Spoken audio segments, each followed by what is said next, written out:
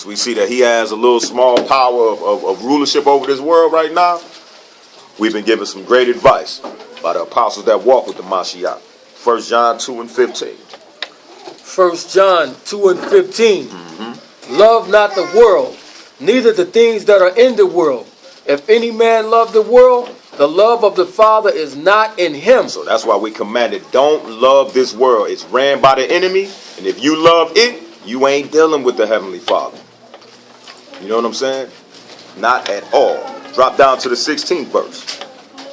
For all that is in the world, the lust of the flesh. Hold that. Sorry, hold that right there. Let's pick up 2 Corinthians 2 and 11 real quick before we go into the 16th verse.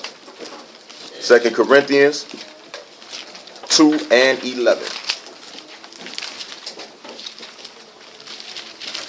Now we're about to get into some of his main tools that he uses us to fall into the love of this world. You say 2 Corinthians? Yeah, 2 Corinthians 2 and 11. 2 Corinthians 2 and 11.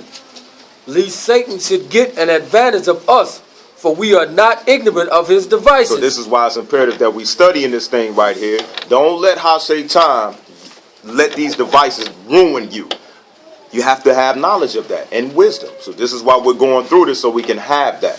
So his devices won't be successful against us. So let's go back to 1 John 2 and 16. Huh? Said like you said, you got to know the weapon. Exactly. We're going to get into that. 1 John 2 and 16. For all that is in the world, the lust of the flesh. The lust of the flesh. Let's hold that and let's get into the scriptures and see one of our foreparents that this weapon that adversary was used against. Let's go to Judges, the 16th verse, 16th chapter rather. We're going to look at our big brother Samson, one of the strongest brother we have had in Israel as far as physical strength. And why was he so strong? Why? Why was Samson so strong? It's obedience. Exactly. Every time he did it, it wasn't his hair. It was because he was obedient. Yeah. Judges 16, and we'll pick it up at the first verse. We're going to see how the lust of the flesh was used as a tool to bring down one of the strongest brothers we had in our history. 16 what? We'll pick it up at the first verse. Judges chapter 16 and 1. Then went Samson to Gaza, and saw there an harlot, and went in unto her. So we see right here that our brother already had a problem with the flesh. He dealing with harlots. Now that's something that we ain't supposed to be doing. That had to take your understanding away quickly. All right? But she wasn't the one that got to him. Drop down to the 4th verse. Judges chapter 16 and 4. And it came to pass afterward that he loved a woman in the valley of Sorek, whose name was Delilah. So Delilah, this is where the issue came at. This is what the adversary used, because he's lusting over these women right here. We started off with the first to show you Samson had a problem with the women. Right? So he takes on this Hamite woman right here.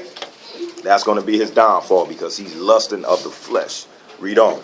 And the lords of the Philistines came up unto her, and said unto her, entice him, and see where his great strength lieth, and by what means we may prevail against him, that we may bind him to afflict him, and we will give thee every one of us 1,100 pieces of silver. So they didn't step to his lady and say, look here, find out his weakness, we'll pay you. Just let us know so we can get at this brother. But who was really behind the scenes? The adversary. Read on.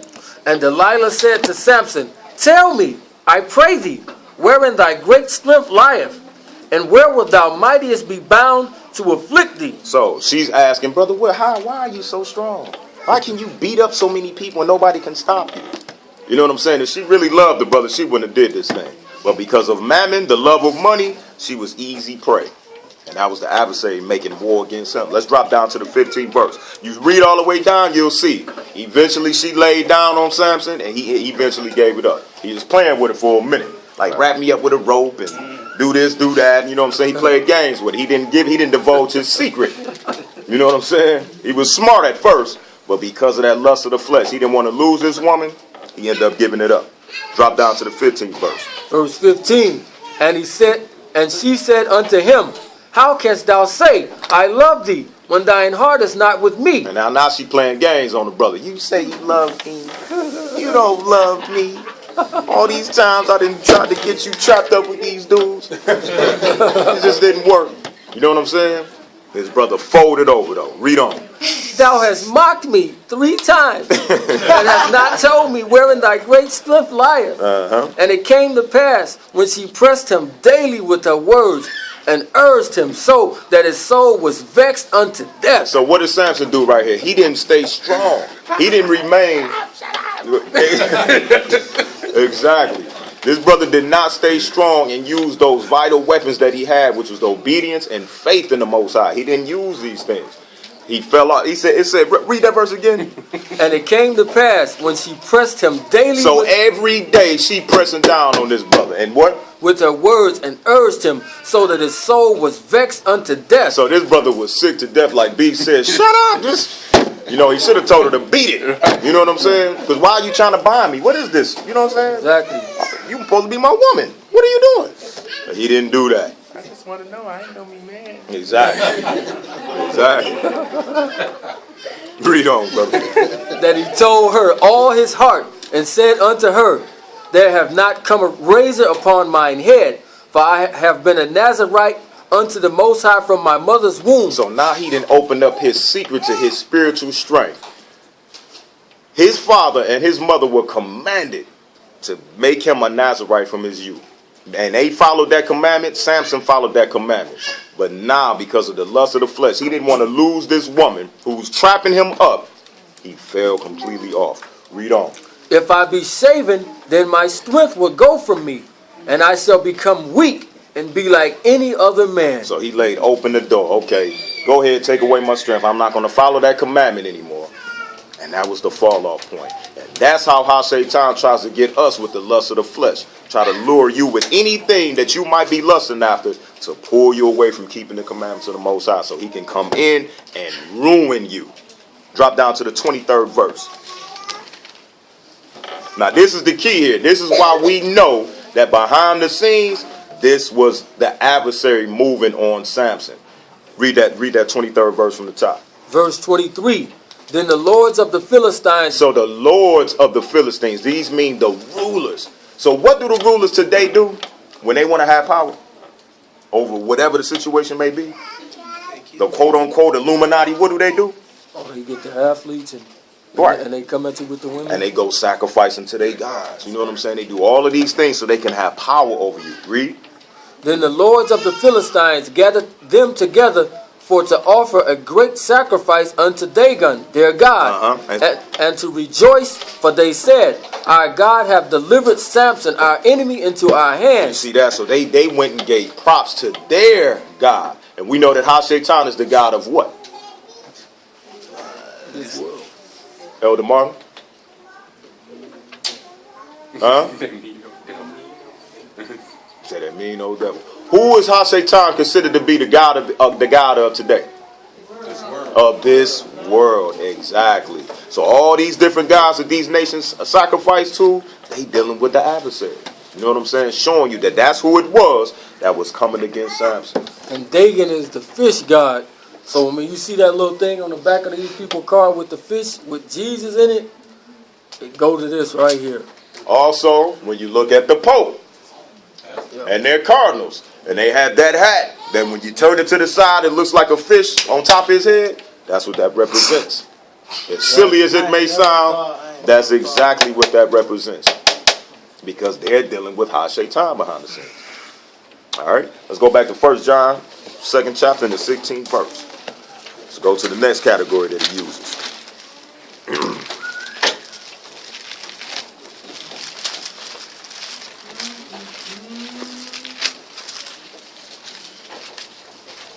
Back to 2 and 16? Yeah, after lust of the flesh, let's drop to the next joint.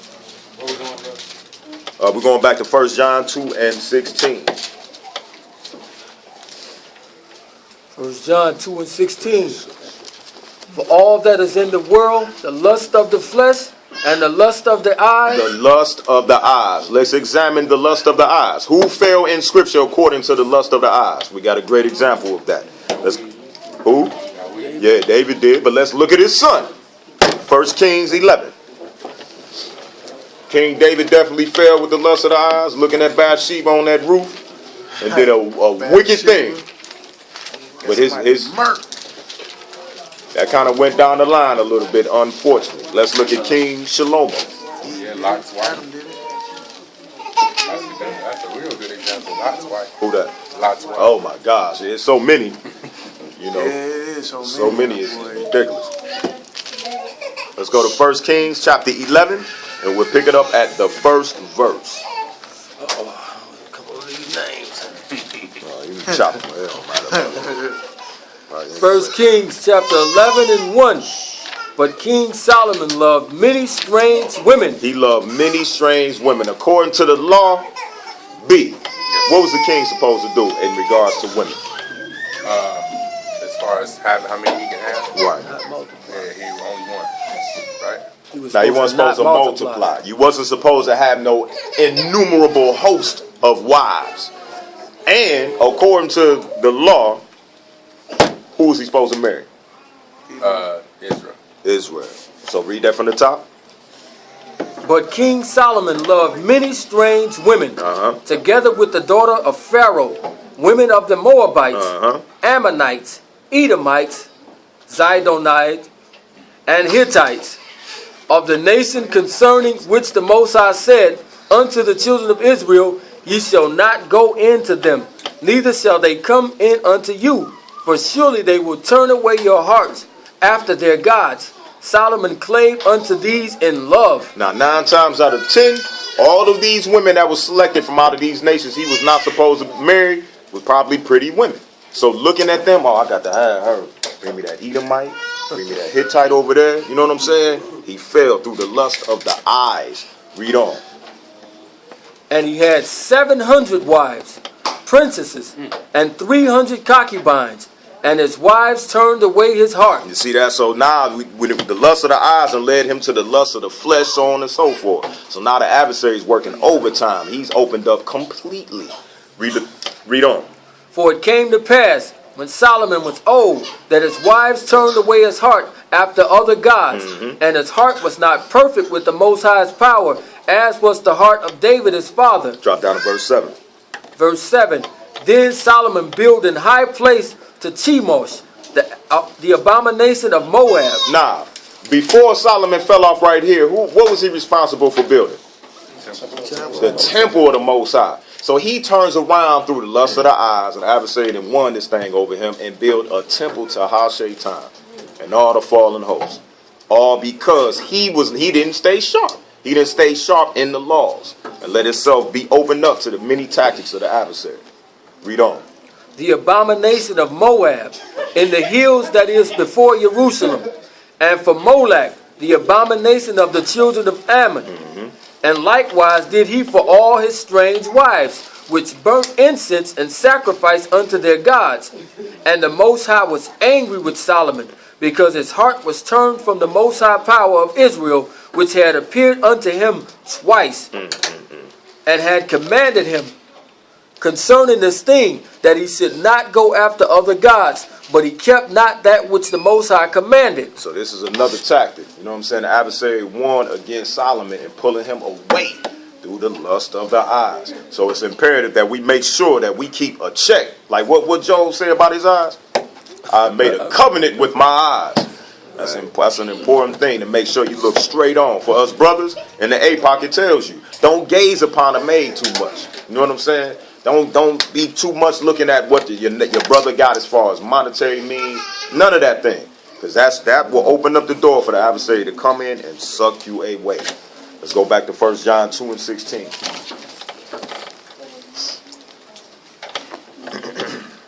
1 John 2 and 16. For all that is in the world, the lust of the flesh, and the lust of the eyes, and the pride of life. And the what? And the pride of life is not of the Father, but is of the world. Now, the pride of life. I want the class to interact right here.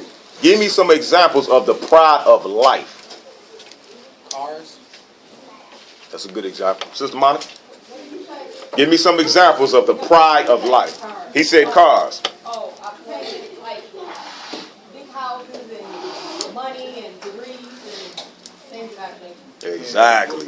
Everything that the American dream sets forth on the table for us, basically. You know what I'm saying? All those things that it pushes us to lust after, pride of life. But on a deeper level, and we're going to go into it maybe in another, maybe 2 weeks.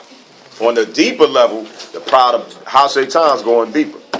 Once again, like we mentioned earlier, he's trying to push man into believing that they're gods. You know what I'm saying? But we'll deal with that on a later note. But the main reason why we had to bringing this lesson out today, we have had, once again, I don't even want to put the sister name out, but we had sisters that was congregating with us, right? And one of the particular sisters that was the leader of that group had mad knowledge. And it led her to what? Rebellion. It led her to rebellion and pride. And because of that, now we got two sisters that's dealing with what? Egyptology. Egyptology, New Age thinking, so on and so forth. You know what I'm saying? Because the adversary went right at her, opened that door up. And now we got two sisters that once was with us that's completely out here now. You know what I'm saying? So this is why it's important while we're going through this. We have brothers that done dealt with us that turned their backs on us, you know what I'm saying, for whatever the case. He felt like I have more knowledge than everybody in this room except for y'all. And it's a good number of y'all in here that would have got at him. But it was pride, the pride of life that got to this brother and to our sisters that have snatched them away. This is why it was important, I felt like, to bring this out before we go into the in-depth understanding, because we need to know what we're dealing with. The adversary is making war against us and all of righteous Israel that is following his commandments, you know what I'm saying, and keeping that testimony. It's a very important thing. You got anything you want to add? You got anything you want to add? No. Calvin, you got anything you want to add? Okay. I want to take a look at this video clip real quick to show you how heated this war is as well in the world.